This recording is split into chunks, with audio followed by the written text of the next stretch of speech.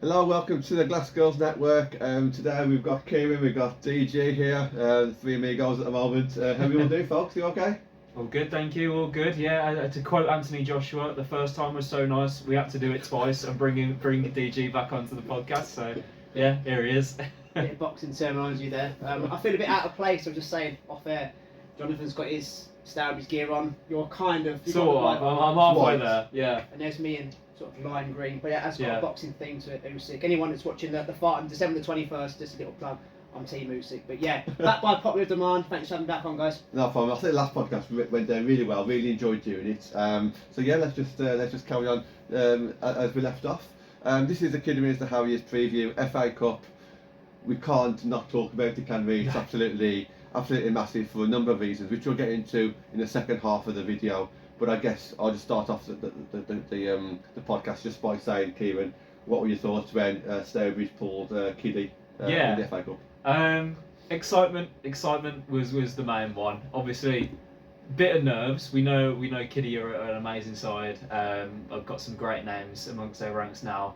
But yeah, excitement. I think it's going to be an amazing occasion. Hopefully, fingers crossed, get it at Aggborough, make it a big spectacle for the West Midlands. So yeah, I'm looking forward to it, definitely. 100%. DG, same? Yes, mate. It's going to be the new guard versus the old guard, isn't it? Mm-hmm. Basically. So when I first came here, started watching Stourbridge, a lot of the players that are at Kidderminster now were at Stourbridge. So it'd be nice to see those players sort of raise their game against the tier 3 players, against the new guard. Yeah. I mean, you've got the old manager as well, Andy Fisher. It's going to be, hopefully, it's going to be at Aggborough. I think because we'll bring quite a lot of, it's a local derby, we'll bring a lot of fans there. Their ground doesn't hold many. It's going to be a great occasion. Hopefully, you have the mascots there, all the red and white everywhere. Both teams will be up for it. The new girls against the old girls. I think there's going to be a few battles in the middle of the park. Yeah. A lot of them know each other. It's one of those. It's one of those ones, right, that you hope to get, but you. If you have an FA Cup draw, like I'm a Fulham supporter, so I hope to get like QPR or Chelsea or Brentford, but none of those games ever come up. So when you don't hope for it, it comes up. So you couldn't have asked for a better game. Talking about the league and things like that, which we're going to elaborate on now, it's probably the most game I'm looking forward to most. And you two have got more of a history with the girls rather than I have, and I'm buzzing for it already, mate. Yeah, it is, like I say, for an occasion, and we're going to use that word quite a lot, I would have thought, over the next 3 weeks, but for an occasion, you'd much rather have this because it's got a storyline, it's got a meaning behind it, as opposed to just a random tier 5 team for Stourbridge or just another random team for Kiddie. At least this actually means something, and it definitely means something to Kidderminster Harriers because a lot of those players and coaches used to be at Stourbridge, so it's very meaningful, and we'll get into that in the next 20 minutes or so. But before we do start talking about that game, we just do something a little bit fun. We want to talk a little bit about Stourbridge's starting 11. Not who we think should be starting 11, but what we think Aid is working towards and the reasons why. So this isn't about like who we think are the best 11 or anything like that. This is what we think is working towards, and we're going to try and back it up with what we're saying. So we're going to put some graphics on screen, and you might not be able to see them, but we'll try and put something. We will talk you through. So Kieran, this is yours. So So you talk us through it, and then we might have some questions there. So obviously, I'll leave it with you. Yeah, here we go then. So Harry Grimshaw in goal. I don't think there's any doubt in that one. I'm pretty sure we've all picked the exact same girl in between the sticks. Speaks for itself. My back four here, I've got Meg Hadley over this side, Erin Griffiths and Tilly Phantom as your centre half partnership, and Lizzie Bennett Steele at fullback. I think, personally, Erin has been playing in this position. I think personally, I believe that's because Lizzie hasn't been 100% match fit. But when she comes back, I think you drop her in because I think she's a quality player. Obviously, got the tier 3 experience in her as well. So for me, she goes in at right back. Meg obviously starts out at full back as well on the other side. And then Erin and Tilly become your centre half partnership. Obviously, Tilly is fantastic. We already know all about her. And Erin, I believe, plays her best football at centre half. I don't think she is the most suited for fullback. I think that is where she is at her best. That's where she's played for the academy all these years, for Wolves Academy and for England Colleges, I believe it was. So she played there. So obviously a well-touted centre half in her own right, so I think it's only right to play her there. Which then also means that Rosie Emberley has to step forward into that sort of defensive mid, alongside Demi Walker as well. Were you tempted to swap? I mean, for me, it's a bit of either or, really. I think they're both quite good at both of those roles. Obviously, we've seen Rosie play more so in that deeper role rather than your eights or whatever you want to call it. Whereas Demi, again has sort of almost played that role, but I from what I see, she could also play that role. So I think it's either or. Whatever happens on the day. They could easily interchange as well, switch things up for opponents. And then this was the toughest area for me. Yeah. I know you got some. Yeah, I was owing and ahhing over this for quite a while, and I think it's so interchangeable. Yes. That I don't really even know if this is correct what I'm looking at right now. So I think the personnel is correct in my opinion. Yeah. Gwen, and then Daisy out wide, Rosie and Leo as well. However, whichever way you want to set that up, I think could very much interchange. John, if you want to swipe over to my Sky Sports-esque graphic. I don't know if you like on the screen. We'll put it on there. So this is basically me figuring out the different ways in which we can have possession. So it's like a science lesson. This is particles. Yeah, these are the particles of the nucleus. Yeah. No, but so basically, this is for an attack going down the right. So you'd have Rosie and Demi as your two midfielders. Gwen is not your winger. She is an attacking mid that is more left-sided, and then Rosie is almost that, but potentially even higher. And then Leo is your sole striker. But by her moving there, that pushes Leo up. Is that what you're saying? Exactly. Yeah. By creating that little bit of space, and then Daisy is given the free rein down that side to do what she does best. And then this is an attack down the other side, which I believe changes it slightly. And I noticed this in the game against Telford actually. So whether this was Telford are a lower opposition, whether that's something we trial during that day. So yeah, when the ball was then shifted onto this side, Gwen comes into that pocket slightly more, and then Rosie Axon is then given that space to move up. And then Leo and Daisy then become your two wingers, and they can be doing whatever they want out there. And then Rosie is your out and out striker. But then even still, both of these have the license to drift in if Rosie drops a bit more. Like we say, it's so fluid, and I think it's so interesting that we've got these players that can do loads of different things.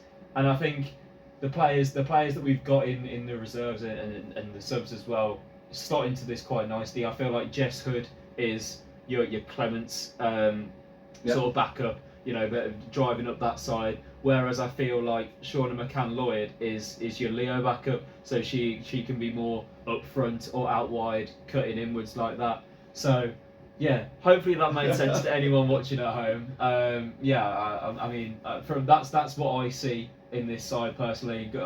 I don't know if that's the aim or if that's the end goal, but yeah, that's what I've picked up from especially the last few matches with Rosie and Demi coming in. I feel like they've helped us create this shape a lot more, because I feel like potentially some of the players that we've played before their arrival wouldn't have allowed for this sort of shape to happen.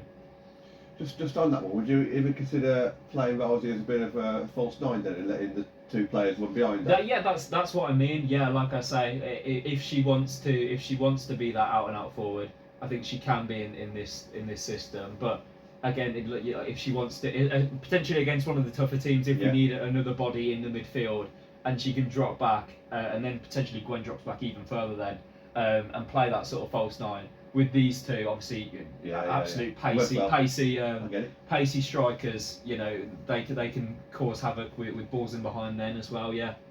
DG, I can see Daisy's on the wing. So is that something that you're looking at? You're nodding your head on a few of those things? Yes, mate. She belongs on the wing. There's a lot of information to take in there. I think I lost you after the science bit. But yeah, obviously Daisy in the wing.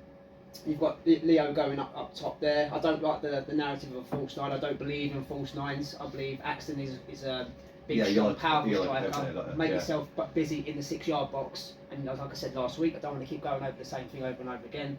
Make yourself a nuisance. Get the balls to her. She will score goals. So, but yeah, I understand the narrative, the way you're going with that. Can it work? Will it work? Will they see it? Yeah, good positives, mate. It's all positives. There's nothing negative there to take out of it, so I like it. They're all exciting players as well that you've chosen. Yeah, definitely. And even the names that you mentioned with Charlotte McCann and Jess Hood, they are very positive. They like to get forward, don't they? So yeah, let's look at that. DG, yours isn't too far off that, to be fair. No, not attacking. So not too far off. Talk us through it.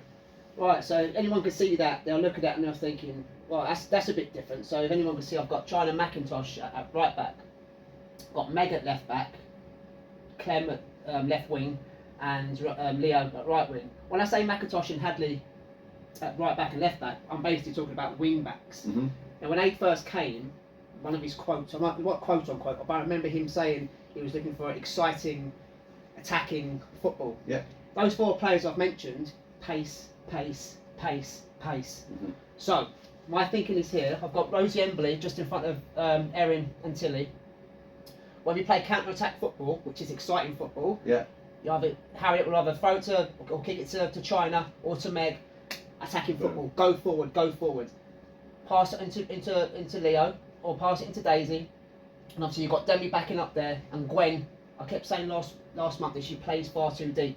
She needs to be the other side of the D, get the ball to Gwen, and she'll spray the ball right. She'll spray the ball left. And as I just said, Rosie in the middle there, waiting for the balls to come across. Unless they're attacking China and Meg, Rosie drops back there, so she's got a cover with Demi. So you've got 1, 2, 3, 4, always in the other opposition's half, and that's what I like. It's a kind of a Leeds United when they were under Bielsa. Yeah. You score 3, we'll score 4. Yeah. I like the narrative of attacking football, and that's what I've got there. 4 pacey players that I said last month. We've got a lot of pace. Use it. Yeah. Use that pace, because you mentioned, Kieran, about Erin Griffiths. She's playing right back at the moment, but I agree with you. I think she's a lot stronger in the centre back, and we haven't seen a lot of China. But what I have seen her pre-season friendlies, and I think she played again when we played over Stour Swift, when we played Burnley. Mm-hmm. She's so fast. Yeah. So that's one of her main attributes. She can hold up the ball. She's got a good first touch. Go forward. Look for Gwen in the middle there. On the half turn, spray it to Clem, spray it to Leo. And I did say the other month, if Daisy can chuck the ball over a lot quicker, a lot faster, same with Leo, they will create more and more and more. But like you said as well, Kieran, and you said yourself, we are creating the chances. Just put them away. And obviously Rosie's had a great start against Telford last week. She scored 2 goals. She played in the game against Calcer, which we previewed. She looked really good then. So again, positives, but that's what I like. I like attacking football, I like goals being scored. We score 3, we'll score 4. Yeah. So that's my thinking of how I think Aid will want to go in terms of attacking and exciting football. So yeah, that's my pick, guys. It's definitely full of pace, isn't it? Go on, Kieran. I like it as well, there, especially the defensive side, like you mentioned. Let's say, for example, we're on the counter attack. Meg Hadley is bombed up there. Potentially, you don't have everyone going forward. So Erin Griffiths then almost becomes your fullback, like we said. And that's when Rosie drops back. Exactly, yeah. And then he drops into Rosie's position. Yeah, and then you've almost got a back 4 with an overload on whichever side you want to go. China goes, Meg goes, whichever one. Obviously, we know Meg has got a worldie in her as well, so we'll always be keen to see her in those attacking positions. So yeah, I like it a lot. Yeah. It's very similar, and I think just a shout out to China, who's actually got player of the match for a new team, Lincoln United. So hopefully that'll give her a bit of confidence, and who knows where she'll end up. Hopefully back here sometime soon. Hopefully, Gwen, i.e. Gwen Iniesta, she's the playmaker. She's the one that's got the best touch in the team. She's the one that can make things happen, and that's why I keep saying the same thing. She's playing too deep against the big teams, against the smaller teams that we will get points against. She's vital, because when we done the Calcium preview last time, she went and scored an Iniesta goal. It was a Messi goal, wasn't it? She must have listened to the podcast instantly, and the penny dropped, and she went and done it. And she'll do it again. But yeah, all the girls, fantastic effort so far. I'm sold. I'm 100% in. But that's my take on the team. I think not the team per se, but I think that that's sort of the rhetoric Aid's going down. Awesome. What I take that of it. Definitely, John. Let's have a look at yours. Yeah, I've gone slightly different. Obviously Harriet in goal. I've gone for Rosie at the back for the time being. I think bringing in Demi Walker allows Rosie to be at the back, not because necessarily it's what Aid wanted long term, but maybe just short term until we actually figure out what's going on in the back four, back five, including the goalkeeper. I think Rosie for me is one of the strongest options. Who she pairs with, whether it be Tilly or Erin, I'm not too sure, but I think all three of those need to play, so that's why I've chosen to put Erin out wide. It could have been Tilly, but put Erin out wide, and I think Meg Hadley, when she's fit, she just needs to start. So I think I've gone slightly different to you because I wanted to put Rosie at the back, but that also allows what I would consider a strong midfield three. So I think Demi, as you mentioned already, Kieran on the podcast, she has started really well. Demi Walker in a bit of a defensive role. I didn't want Gwen too far back, but I do see Rosie Axton being further forward. I think that's kind of what we've seen so far.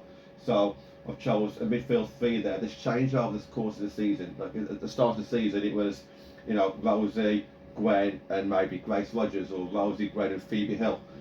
You can kind of see that Aid wasn't sold on that, and things have changed, and he's now brought in Demi Walker and Rosie Axton to be a bit more of that aggressive, older kind of midfield, and I think it's working okay at the moment.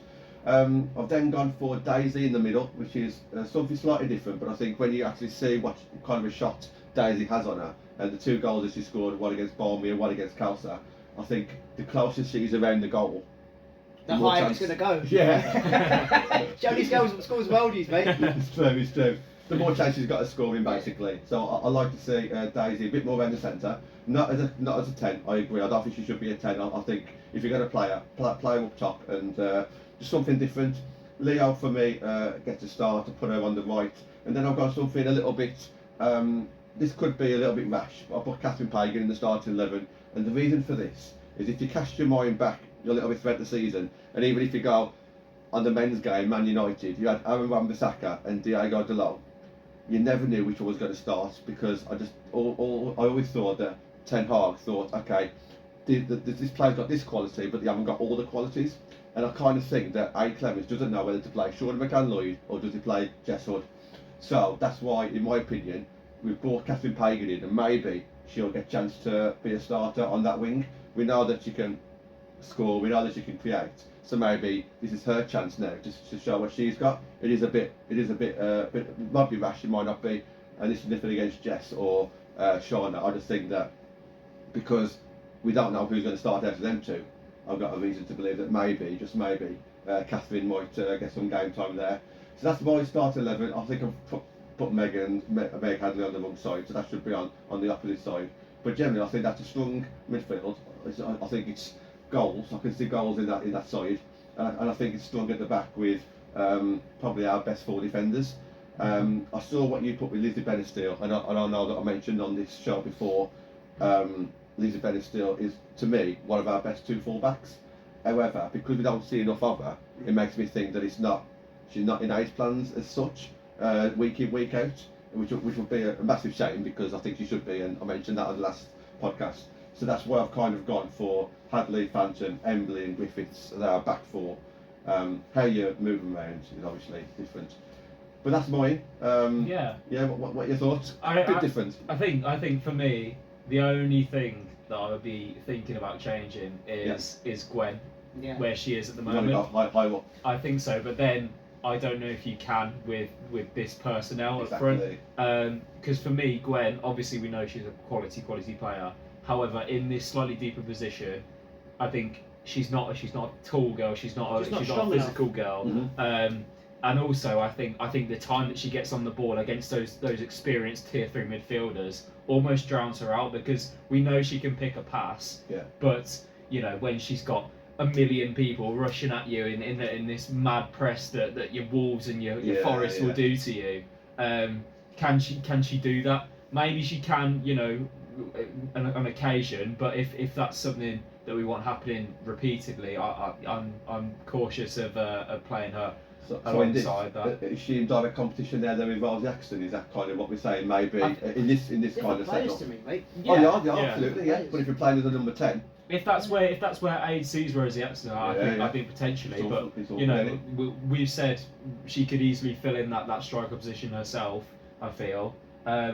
So yeah, if that's where Aid deems her, then it is competition, and maybe that's a that's a thing for the opposition. Which one are we going to go for? The more physical Rosie Axton or the more technical Gwen Horgan? It's an interesting debate for sure. It's definitely changed over the course of the season, so that wouldn't have been anywhere near what I would have said probably like 6 weeks ago. And I think it's down to Aid, the fact that we have changed it. You see what's worked well, and in my opinion, like the defence, most of the defence has worked well. But he's made a couple of changes there. He's made changes to the midfield, and I would have never thought about putting Daisy in the centre. But from what they have tried to do in the last few games, it does seem to work okay. So Catherine Payden as well. That could be a hidden gem. Because I haven't seen her play, and obviously you're putting her out wide. She could be the missing link if you like. She might go now. She might be a natural, and then Daisy going into the middle. As a striker could literally work. So I want to at least see it, and that might be a game, maybe against Kiddie Harriers where we can try something different. And let's see. But you are right. I think every team that we put out is full of pace, isn't it? And we have got pace everywhere. So exciting times, hopefully. I just want to mention as well, just sort of a shout to Demi Walker. When I've seen her the last couple of times, and you mentioned earlier she's a tough tackling midfielder. She's got the characteristics a little bit of favour on Manazu that we had last season. Yeah. I thought the same thing. Yeah. Probably not. She's not going to sort of foul of level of favour, but she used to go in a bit hard and tough, which I used to love. But yes, it's a good kind of replacement for her. She didn't get many chances last season either, really, but she's got in straight to the team, Demi Walker. So I like what I see from her there. And again, I had just a bit further forward, but obviously when you drop Rosie back, she can do this job of a CDM. So good options is there as well, John. I think the other option is as well, if we do find out whatever is missing in this defence, that would release Rosie to play alongside maybe here. And then obviously Horgan might have to go there, but I think that would make the midfield stronger as well by having Rosie in the centre of the park. But at the moment, I feel if we do that, I'm not too sure how the defence is going to look. And we can't forget as well, this isn't a finished squad. We've brought in 4 players over the last month or so. I think this highlights perfectly. Are we still in need of a centre half, of a full back, an out and out striker, number 9 potentially? I think it's an interesting talk about what we're missing currently. I think this sort of debate highlights that quite well. I've been making notes. Hopefully that's opened up a few conversations with people at home as well, because there's so many what ifs that there really is, and we highlighted it. So we're going to move on. We're going to move on. I'm going to have a drink before we get into this. Here they are, the FA Cup opposition. And if I say the word we, that could mean Stourbridge or Kiddie Harriers. Who knows? Okay, so I guess the first thing I sort of want to start with, Key, is Andy Fisher's coming back. It's called the Andy Fisher Derby. Rightly or wrongly so, I think he deserves that, especially the first time back. I don't think he should be named the Andy Fisher Derby every time these teams play each other. But Andy Fisher, surely he'll have a warm reception, won't he? I would like to think he'll get a warm reception. Yeah, definitely. Talk to me about what the emotions are going to be that day. Yeah, it's going to be weird. It's going to be odd to see him in a dugout that isn't Stourbridge, playing against Stourbridge, and even like the backroom staff, Harry and Guysy and everyone that's we'll go through those now shortly. But just seeing them all there is going to be mental. I'm looking forward to it. Obviously, we've all got a lot of love for Andy Fisher on the Glassgirls network. A guy that's done massive amounts for this football club and got us to the position that we're in today. It's I can't stop saying it's going to be mad. It's going to be weird. It's going to be odd. But if anyone knows what Stourbridge is going to bring, it's going to be this man. He'll have a plan up his sleeve to try and take out Stourbridge in the FA Cup, because that'll be a massive feat for Kiddie. I think it will show them a lot about where they are as a team, a new team as well. A side that's still adding and growing each week. To face an opposition such as ourselves, I think is going to show a lot from Kiddie, and it'll be really interesting to see how they sort of set up and go at us really. 100%. It's an interesting one. And for those of you who are maybe new to the Glassgirls network or new to Stourbridge this season with everything that's happened over the summer, Andy was with us for 6 or 7 years. I think it was 7 years. His last 3 years got us promoted. 3 years on a trot. Took us to cup finals at the Molyneux, to Solihull Moors. In the first year of being in the National League, we won the National League and also got to a cup final. Won county cups. Was this a county cup where we played Kidderminster Harriers and we won that? That was the league. Was that a league cup? Tier Was 5, it? yeah. So Carl Aldridge. I'm not going to say what he got up to on the couch on the way back, but yeah, some fond memories, and I think a lot of Stourbridge fans, even though you are die-hard Stourbridge fans, will still respect what Andy and his team have done at Stourbridge. Obviously, he's at Kidderminster now, and it's going to be an interesting one. DG, what are your thoughts on obviously what you've heard around Andy Fisher and what you saw in the past? He's still he's a legend at the club, isn't he? Yeah. Well, I'm more interested in what happened on this coach. Very much not for podcast material. Let's just say that. Yeah. Tongue in cheek, obviously. Obviously, when I first started coming down here, Andy was in charge, and he's probably one of the most passionate managers I've seen on the touchline. You know, he doesn't shut up for an hour, or 90 minutes, whatever it is. And I've seen the referee have a word with him, the linesmen have a word with him, his own team to tell him to calm down. So it'll be nice to see that part of management again, because he's a completely different manager. Right? He's a bit more quiet and content. Yep. He does his business a different way. Yep. But apart from that, as a Stourbridge fan, I couldn't care less. I'm never supported Stourbridge. It'd be nice to see some of the old girls like Levix and Amber Lawrence and Senna Robinson, all these kind of characters. Absolutely. And it would be nice as well to see how they perform against Stourbridge. But going back to Kidderminster, if God help they don't beat us, what do you want the same performances like those girls going into their league games? Because they're going to raise their game. Yeah. They're going to, relevant of being at home. Obviously, if it's an away tie, it'd be better down here to see them come back here. But they're going to raise their game. I'm probably going off piece a little bit. So just to say they did beat Stourbridge, he's going to want that performance every week from his girls. Yeah. To say you can do it. You just beat a tier 3 team. Yeah. We're tier 5, so I'm sort of putting pressure on him when I don't need to. But yeah, again, like you say, you two have been. You've seen the glory years. You've seen him win trophies, all down to this man and his team and the girls that are playing. So yeah, it's exciting times. As I said earlier, so I didn't have that affiliation, but I'm buzzing for it. It's the only game I'm looking forward to now. Obviously, there's games coming up against Calcer and Halifax and Hull, teams that we know we can get points against. Yeah. But this is the one I'm most looking forward to. Any plans I had, or anybody asked me to do anything, it's not happening. Out the window. Yeah, completely. Sod work, anything like that, any jobs around the house, if my missus is watching this, forget it. Stourbridge, Kidderminster, that's the place to be on the 24th. 100%, I can't wait. Yeah. DG just mentioned it. He'll want to go there, go to Stourbridge and win, obviously. Of course. And that's the thing, is we build up this occasion, but it's still an occasion that Andy's not coming to Stourbridge to lose, is he? No. What are your thoughts? Is it beyond the realms of possibility that a tier 5 team can win a tier 3 team? Well, an Andy Fisher side, an Andy Fisher tier 5 side can always knock out a tier 3 side, as we know very, very well. Yeah. But yeah, like you say, obviously it's the FA Cup. There's a lot of money in it. It's good for a club as a whole. But it's also good for the girls to continue winning runs for Kiddie if they want to go and push on and push for that league title as well. Yeah. So yeah, obviously he'll never want to lose. We know what Fisher's like after a loss. Absolutely. Not usually a happy man, but yeah, it'll be really interesting to like we say, like it would be interesting to see how they set up. Will they come with a plan? Some of the dark arts to try and disrupt a tier 3 side.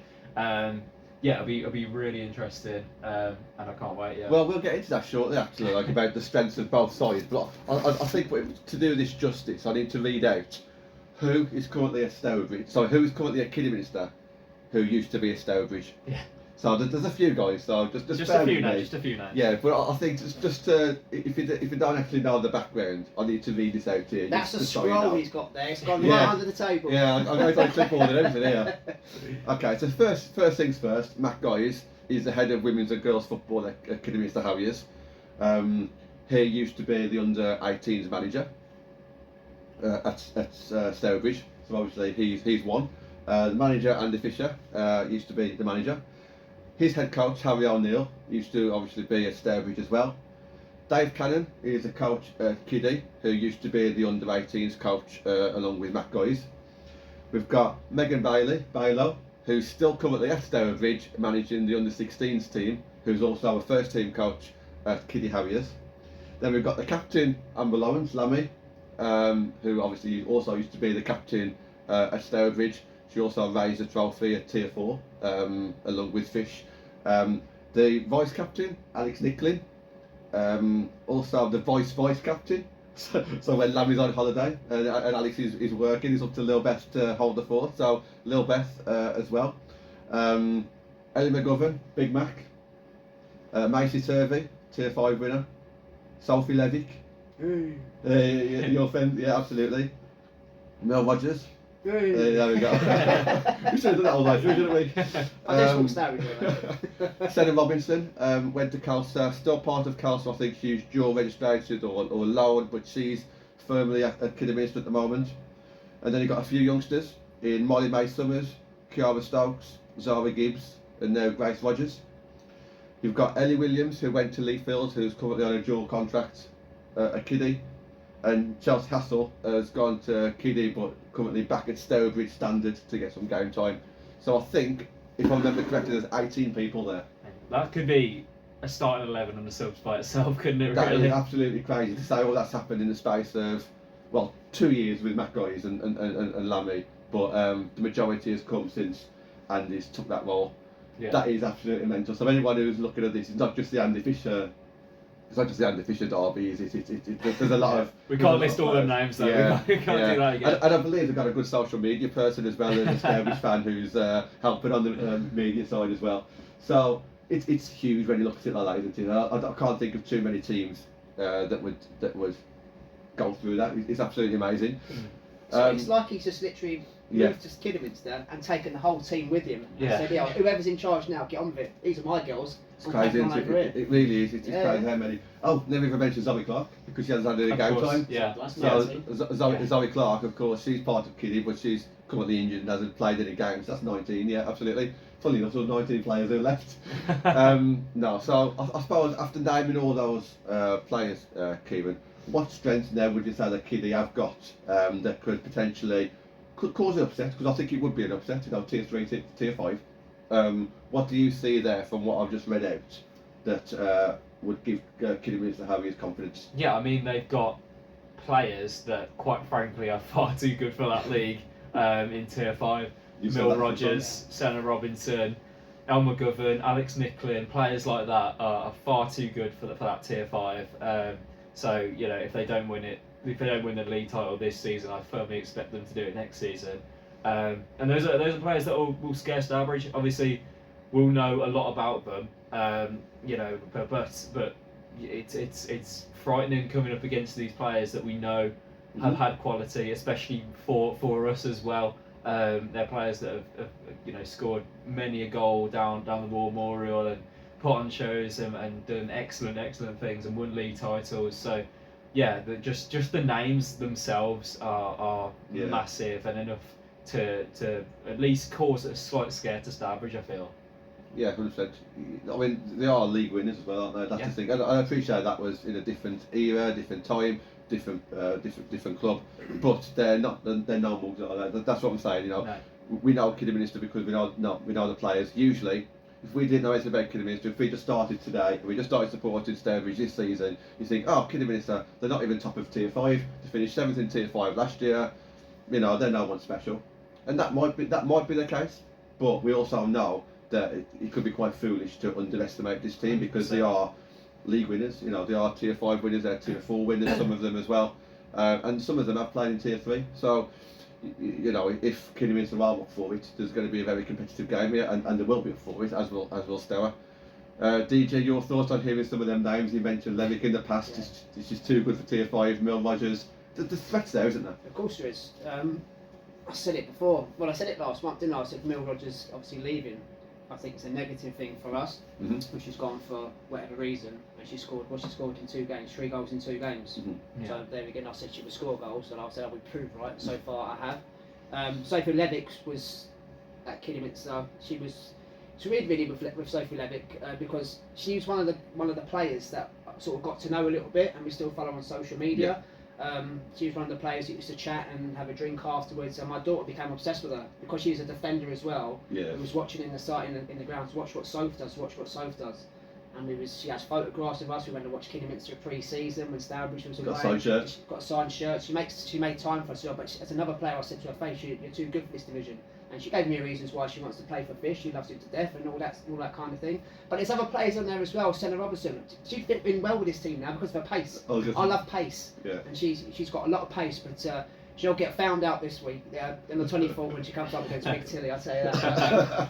Well, this is the thing. I mean, you said on the last podcast, do we sit on the fence on this podcast? I'm not going to sit on the fence. I'm going to tell you exactly my predictions at the end of this. Yeah. But you saying that about a Tilly Phantom. Every tackle, and I've tweeted this, every tackle, it doesn't matter who it is, whether it's Stourbridge or Kiddie, every goal, every goalkeeper save, I'm just going to be cheering it because it's just going to be such a great occasion because I'm so happy for the individual. So, for example, if an Alex Nicholas scores, I'm going to be so happy for her. If Tilly Phantom goes in and flipping slides tackles, I don't know, Eloise Harris off the ball, it's going to be absolutely amazing. And for me, who is pretty much as straight down the middle as you can at this moment in time, it's just going to be a great 90 minutes. And it might even get to extra time or penalties. Oh my God, don't say that. I never thought about that. I've played this over in my mind since I've heard, the news come out there playing it. So, you close your eyes, you can sort of visualise it, what's going to happen. And I've had so many sort of... Yeah. Do you want to hear it? Yeah, go on. Yeah, Go on. There we go. Firstly, talking about Gwen yesterday, I think she's going to have a hard afternoon against Amber Lawrence. Mm-hmm. That's going to be I think Amber Lawrence is going to kick her up in the air. She's going to make her known that I'm there. You ain't taking the mickey out of me, etc. Yeah. Just that kind of battle. I thought about this, right? See what you guys think. Clearly, I'm going to go for Stourbridge to win. So we normally start slow, don't we? We're a slow starting team. We're going to get caught cold. The boxing terminology, we get caught cold.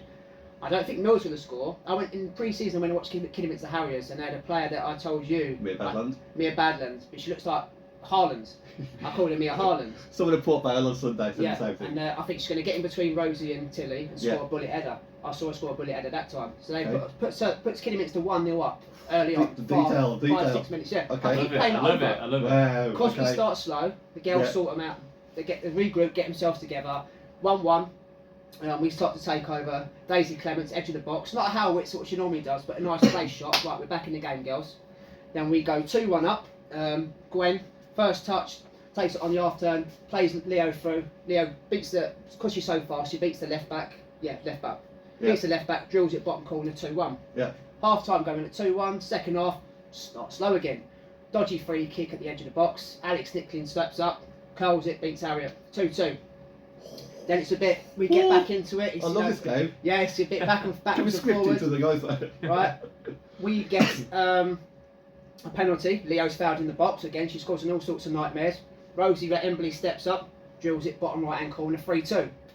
And right at the end of the game, right? Yeah. It's right, dodgy handball comes in. It's either Rosie, it's either Tilly, it's either Erin. Someone handballs it. Their penalty taker steps up, straight at Harriet. Right? Oh. Saves it, and listen what happens next, right? Well, the kiddie girls have got their hands on their heads. Fish is going mad. He's walking back and forward. Got the lens. Counter-attacking football, straight up. Kiddie defender, not Levitt, because she's too good for that. Comes out, misses the bounce. You've got Clem one side, you've got Leo the other side. Both on side in their own half. 4-2. They either slotted to each other. Again, bottom right hand, slotted it in. 4-2, game, set and match. Next round.